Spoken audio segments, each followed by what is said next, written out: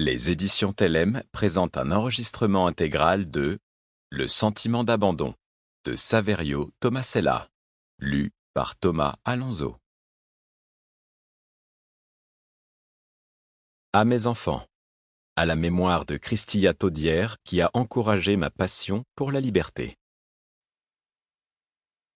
Je rêve d'un vrai praticien à qui je puisse confier toutes mes angoisses. Il me semble qu'il devrait avoir la patience d'écouter.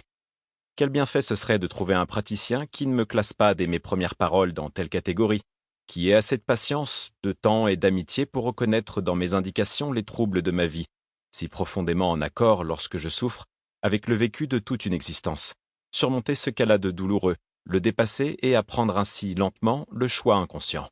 Rainer Maria Rilke, lettre à Lou Andreas Salomé, 12 mai 1904. Préface. Ma pratique de psychanalyste m'a régulièrement, pour ne pas dire constamment, mis en contact avec l'abandon vécu ou craint par toutes les personnes que j'ai accompagnées, au fil des années, dans leurs doutes, leurs souffrances ou leur mal-être.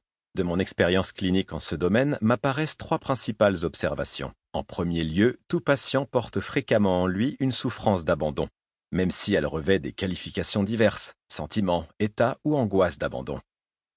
Par ailleurs, toutes sortes de réalités différentes peuvent être productrices du sentiment d'abandon. Cependant, elles se relient très souvent à un vécu d'enfance dont les effets perdurent bien au-delà dans la vie adulte. Enfin, force est de constater la singularité de chaque histoire, de chaque vécu, de chaque souffrance, et pourtant la présence d'un fond commun à tous, l'abandon, dont on peut se demander s'il ne relèverait pas d'une peur universelle de l'être humain. Ainsi, aborder le sentiment d'abandon nous interpelle par sa double caractéristique singulière et plurielle, unique et commune. S'y pencher nous offre l'occasion de prêter écoute tout autant à ce fond commun de l'humanité qu'à notre être profond, d'aller à leur rencontre et, pourquoi pas, de mieux faire connaissance avec soi.